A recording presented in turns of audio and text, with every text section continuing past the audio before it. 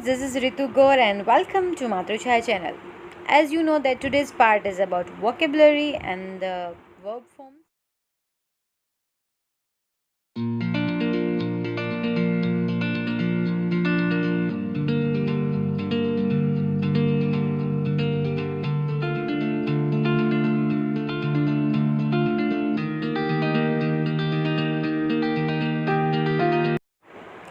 Hello students, welcome to Matruchai channel.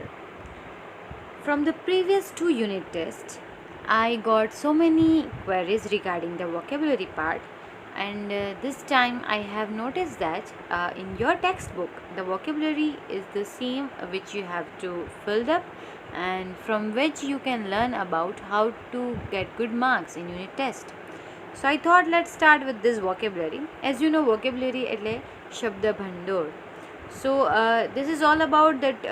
I always gives you that hint that you should prepare yourself for the English synonyms. I know that you had a habit of Gujarati meaning, and though I have started from this 3 unit that you should listen in English, you should work on that. So here you can find in your self like મને ખ્યાલ છે કે જો હું આ exercise નથી કરાવવાની તો તમે જાતે ટેક્સ્ટ બુક લઈને કરવામાં તમને થોડું ડિફિકલ્ટ પડે અથવા તો કદાચ લેઝીનેસ બી આવી જાય.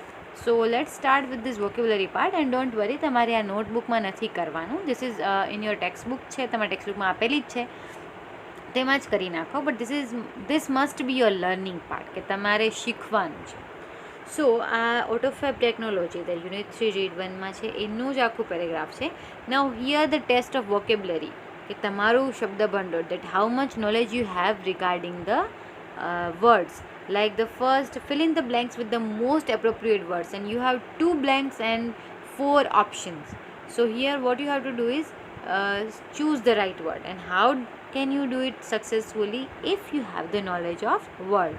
For example, AutoFab is the technology to blank your own computer design into blank object.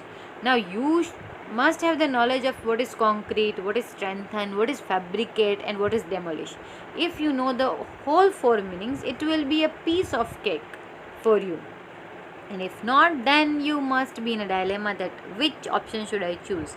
So AutoFab is the technology too. The answer is, like, I can understand that you most of you all are great students, intelligent students, so you know the answer is fabricate, because here AutoFab is the technology to fabricate, means you have to make on your own computer design. So fabricate, nirman karu. So now it's on your own hand that you must be the architecture of your own dreams. So that if you don't understand, let me remind you the whole car incident, that which type of car do you need, the color and whole that example and the photographs that I have shown to you. So this is about that. So the first blank is fabricate your own computer design into blank object. Now which type of object should be there? Now look, fabricate is that the strengthen, demolish or concrete. So you must know that concrete. Why not strengthen? Because મજબૂત, yeah you can, but here your own idea, તમારા ઇમેજિનેશનમાંથી concrete એનું જે સાકાર સ્વરૂપ થાય છે, એટલે the answer is concrete. Okay, second, blank of the properties of a matter is now blank with AutoFab machines. Now again 4 option is there. So the second answer is manipulation of the properties of a matter is now think about it, what could be the answer? The answer is possible with AutoFab machines. Now you know that how can you manipulate other raw product of matter, because now due to this AutoFab technology everything is in your hand, and I'm not discussing much and repeat all these things which we have already discussed in read 1. And as you know, and maybe if you have observed closely, that after 3 means in whichever unit, if you have observed that દરેક read પૂરા થાય છે ને પછી તમારું આ આખું vocabulary, function, writing એ બધું છે. મને એવું હતું કે હું એનો અલગથી ગ્રામર પાર્ટ લઈશ, પણ તમારી યુનિટ ટેસ્ટમાં આ રીતનું આવે છે, એટલે મને એમ છે કે તમે પણ થોડું આ રીતે પ્રિપેર થતા થાવ, એટલા માટે આજથી આ એક્સરસાઇઝ શરૂ કરી છે. The third is the blank of the old objects will be blank into a new form as a part of new object with the help of automated fabrication. હવે the blank of the old object. હવે તમારે હંમેશા પહેલાં આખું વાક્ય વાંચવાનું, વિચારવાનું અને પછી કરવાનું. તો the matter of the old object, જે જૂના ઓબ્જેક્ટ હતા, that will be converted into a new form as a part of new object with the help of automated fabrication. આમાં કંઈ બહુ ડિસ્કસ કરવા જેવું નથી, but still if you think કે ના હજી મને નથી સમજાતું, then instead of asking questions you should read one again. You should again listen my whole two part of that video explanation of the chapter AutoFab technology, then it will be very easy for you. Fourth, now you know the two answers like that. The third, the answer is matter and converted. Fourth, AutoFab will be a great help to blank because it will increase blank. So AutoFab technology will be a great help to, this is very easy, like this is for environment because it will increase. So increase એટલે વધારવું, તો શું વધારે છે? Population વધારે છે, creativity વધારે છે કે રિસાયકલિંગ વધારે છે? સો ઓફકોર્સ રિસાયકલિંગ જ આવે. So that is recycling, because population એટલે વસ્તી, તો એનાથી પોપ્યુલેશન તો વધતી નથી. સો ધ આન્સર ઇઝ રિસાયકલિંગ. કે ભાઈ આ AutoFab ટેકનોલોજી આવશે એટલે પર્યાવરણને રાહત મળશે અને એનાથી recycling, that that prefix and cycle, the whole chain. So the process will be very easy, એટલે બહુ રિસાયકલ બધું થતું જશે તો એ વેસ્ટ ઓછું થશે. Fifth, AutoFab technology may blank the way of blank human body. AutoFab technology may open up the way of immortalizing the human body. Now actually from here AutoFab technology may કદાચ open up એવા રસ્તાઓ ગોતશે કે જેનાથી જે human body છે એ બહુ સારા સમય સુધી, લાંબા સમય સુધી કાર્યરત રહી શકે. This is the fill in the blanks. It is very easy.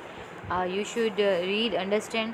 અને આમાં પણ તમને 4 શબ્દોના અર્થ ના ખબર હોય, સો ડોન્ટ વરી કે મેડમે એક્સપ્લેન નથી કર્યા, because now dear you are grown up, 11th standard, તમે હમણાં 12મામાં આવી જશો.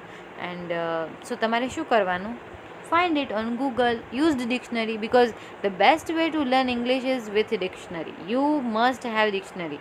I can't force you that તમારી પાસે હાર્ડ કોપી હોવી જોઈએ, because now you are learning online, so use online dictionary. તમારે પેજીસ ફેરવવાની મહેનત નહીં રહે. So read the words, use in a sentences, and it will increase your vocabulary. It will help you in spoken English as well. So do sum effort instead of just passive listening. Okay, હવે આમાં મેં આવું કીધું છે તો કેટલાક જણા તો ટેક્સ્ટ બુક અને પેન્સિલ ઉપાડશે કે કેમ, એ પણ એક ક્વેશ્ચન છે. તો તમારે instead of passive listening be an active. Like hearing અને લિસનિંગમાં ફરક છે. શું ફરક છે એ તમારે શોધવાનું છે અને કમેન્ટમાં લખવાનું છે. લુક, આવું હું વચ્ચે વચ્ચે એટલે દઉં છું to get to know, to be in touch with you, like how many of you are really listening the whole video and how many of you are really obey what I say, because my motive is you should learn. So how can I know that you are learning or not? So of course your paper માં હું થોડું ઘણું જોઉં છું, but still we don't have in a touch like the way we had in classroom. So don't worry, મને આ રીતે ખબર પડશે. હું વચ્ચે વચ્ચે આ વિડીયોમાં આવા બધા ક્વેશ્ચન્સ આપતી જાઉં છું. So what is the difference between hearing and listening, and what you have done? You have heard the video or you have listened the video? So let me tell you that you should find the difference.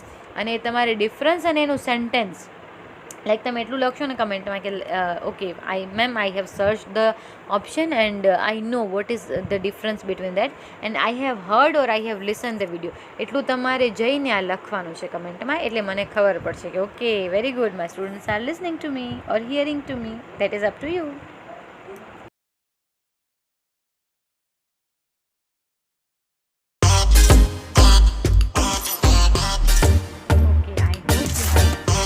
First one.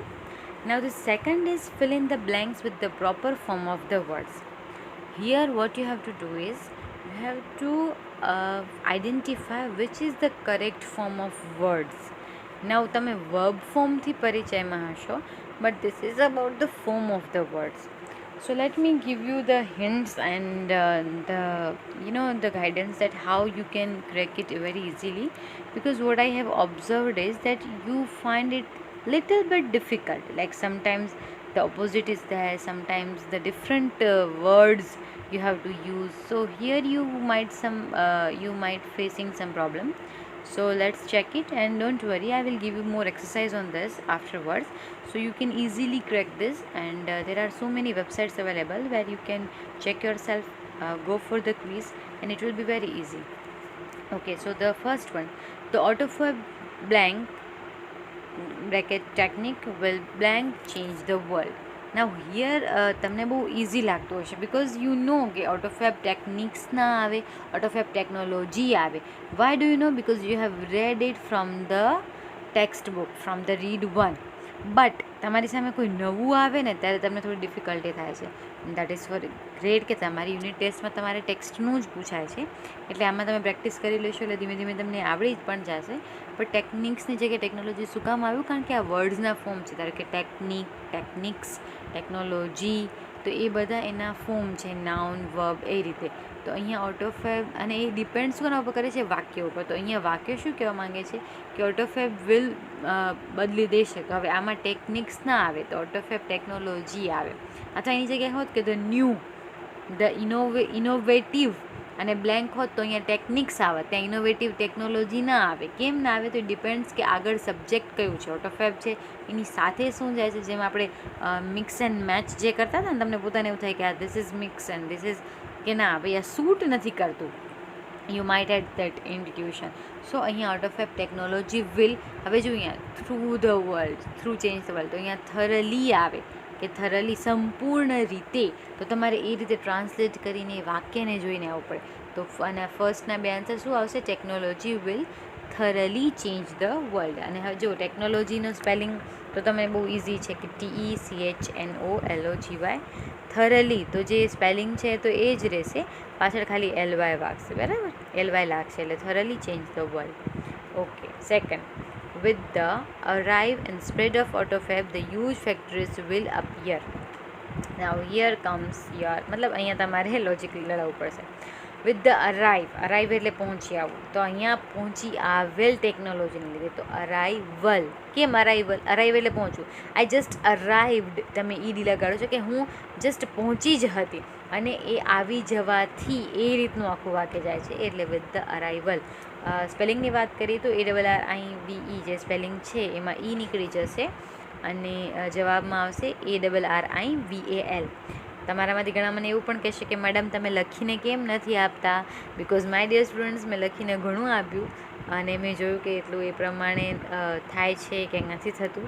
સો હવે મારી પણ expectation છે તમારાથી, તો તમે જો ધ્યાનથી સાંભળો છો, અને હવે તમે મોટા થઈ ગયા છો, તમારે એસેને, લેટર્સને પોતાની રીતે લખવાનું છે, તો એ તમારા માટે હવે જરૂરી છે કે હવે થોડું તમે લિસનિંગથી લખો. તો સ્પેલિંગ હું બોલું છું, તમે લખી લો, બહુ ઇઝી છે. And spread of AutoFab the huge factories. હવે જુઓ, આ નવી ટેકનોલોજી, ઓટોફેબ ટેકનોલોજીના સ્પ્રેડ થવાથી શું થયું છે? ધ હ્યુજ ફેક્ટરીઝ વિલ, હવે જો અપિયર એટલે પ્રગટ થવું, લાઈક ગોડ અપિયર્ડ બિફોર મી, કે ભગવાન મારી સામે પ્રગટ થયા. તો હવે ફેક્ટરીઝ વિલ અપિયર થશે, એટલે કે ફેક્ટરીઝ વળી દેખાશે ના. અહીંયા શું આવશે? વાક્યમાં શું કહેવા માંગે છે કે ફેક્ટરીઝ તો અદૃશ્ય થઈ જશે. તો here you have to use the opposite word of appear. અપિયરનો ઓપોઝિટ વર્ડ શું થાય? ડિસઅપિયર. તો તમારે અહીંયા શું, આ કેવી રીતે ખબર પડે? તમને એવું ક્વેશ્ચન થશે કે અમને કેમ લાઇટ થાય, કે અમે આમાં કયો જવાબ આવશે? એ લાઇટ થશે. તમને પણ એ લાઇટ એ જ્ઞાન આવી જશે, ડોન્ટ વરી. સો અહીંયા ફેક્ટરીઝ વિલ ડિસઅપિયર, અપિયરનું જે વિરોધી છે કે ફેક્ટરીઝ અદૃશ્ય થઈ જશે. તો ડિસઅપિયરનો સ્પેલિંગ તો બહુ ઇઝી છે, તમને ખ્યાલ જ હશે. છતાં પણ અપિયર એટલે દ્રશ્યમાન, અને ડિસઅપિયર એટલે એનું વિરોધી કે અદૃશ્ય થશે. તો ડિસઅપિયરનો સ્પેલિંગ શું થશે? અપિયર જે છે એ તો એમ જ રહેશે, એની આગળ ખાલી પ્રિફિક્સ લાગશે, એટલે આવશે DISAPPEAR. આઈ રિપીટ, DISAPPEAR. ઓકે, સો ડિસઅપિયર. તો આ રીતે ફેક્ટરીઝ એ ડિસઅપિયર થઈ જશે. હવે જો તમે થોડું આમ આવ્યું ને, એટલે હવે તમને પોતે જુઓ, થર્ડમાં લાઈક થશે કે Pranav has made an blank ordinary blank achieve. હવે પ્રણવે, જો તમને વાક્યમાં જ લાગે છે કે મેડ એન, એને ઓર્ડિનરી એટલે સામાન્ય, અચીવ એટલે તમને ખબર છે અચીવમેન્ટની વાત થાય છે, કે તમે હોય ને like I અચીવડ this and this is my achievement. તો એ કઈ રીતે ખબર પડે? તો એનું નાઉન પ્રોનાઉન આપણે જે રીતે લખીએ છીએ. તો પ્રણવ હેઝ મેડ એન, હવે ઓર્ડિનરી એટલે સામાન્ય. તો તમને શું લાગે છે, સામાન્ય અચીવમેન્ટની વાત થાય છે? ના, એ વિશિષ્ટ થાય છે. તો એના માટે શબ્દ છે અહીંયા પણ ઓર્ડિનરીનો આપણે ઓપોઝિટ વાપરવાનો છે, એટલે આવે એક્સ્ટ્રા ઓર્ડિનરી. સિમ્પલ છે, ઓર્ડિનરીની આગળ એક્સ્ટ્રા લગાડી નાખો. EXTRAORDINARY, આઈ રિપીટ, EXTRAORDINARY, એટલે એક્સ્ટ્રા ઓર્ડિનરી અચીવમેન્ટ. અને જો અહીંયા અચીવ છે તો અચીવનું અહીંયા શું લગાડવાનું, એનો ઓપોઝિટ તો કંઈ છે નહીં. તો અચીવ શું લગાડશે, ફેઇલિયર એવું કંઈ તો છે નહીં. વાક્ય શું કહેવા માંગે છે કે ભાઈ એણે ખૂબ વિશિષ્ટ સિદ્ધિ મેળવેલ છે, તો એટલે અહીંયા અચીવનું થશે achievement. This is the very easy one. અચીવનું અચીવ જ રહેશે, પાછળ મેન્ટ લાગી જશે, MENT, એટલે achievement. Okay. Fourth, at a youth age, Pranav Mistry has earned a lot of famous with a President's Award. હવે જો એટ અ યુથ એજ, તો યુથ તો ના આવે, તમને તરત જ ખ્યાલ આવી જાય કે ભાઈ યુથ ના આવે, તો અહીંયા શું આવે, એટ અ યંગ એજ આવે, કે એમણે બહુ નાની ઉંમરમાં, બહુ યંગ, યુવાન વય જે આપણે કહીએ ને એના માટે young age. It was my youth days when I was hiking on Bhujia hill. તો ત્યાં યુથ ડેઝ આવશે. લુક ધ ડિફરન્સ, તમને એમ થશે કે ભાઈ યુથ શું કામ અહીંયા યંગ શું કામ. તો this all made difference with this the sentence, the tone of a sentence, the verb of a sentence.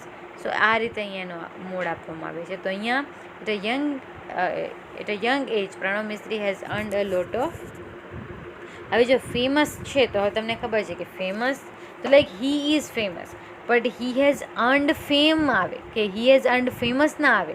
તમને આવું પણ પૂછાય છે ઘણી વખત કે ભાઈ ખોટું શું છે એ શોધો. તમે આગળ જ્યારે કોમ્પિટિટિવ એક્ઝામ આપશો ને ત્યારે ઇંગ્લિશના સાચા વાક્ય લખેલા હશે, તો ત્યારે શોધવું બહુ અઘરું છે કે આમાં એ લોકોએ ખોટું શું લખ્યું છે. તમને આમ પહેલી નજરે જોતાં લાગે કે વાક્ય એકદમ સાચું છે, પણ એ વાક્ય ખોટું હોય છે, ને એમાં શું ખોટું હોય છે તમારે શોધવાનું.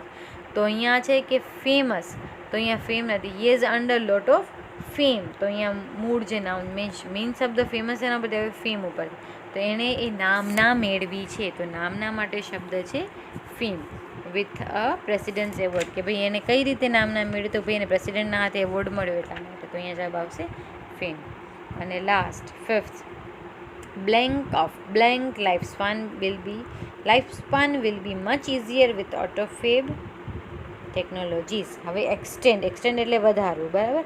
તો હવે અહીંયા શેની વાત થઈ રહી છે, મેં તમને આ શબ્દ પહેલાં પણ કહ્યો છે, થોડું યાદ કરો, તમારામાં ઘણા બધાને પોતે ક્લિક થઈ જશે.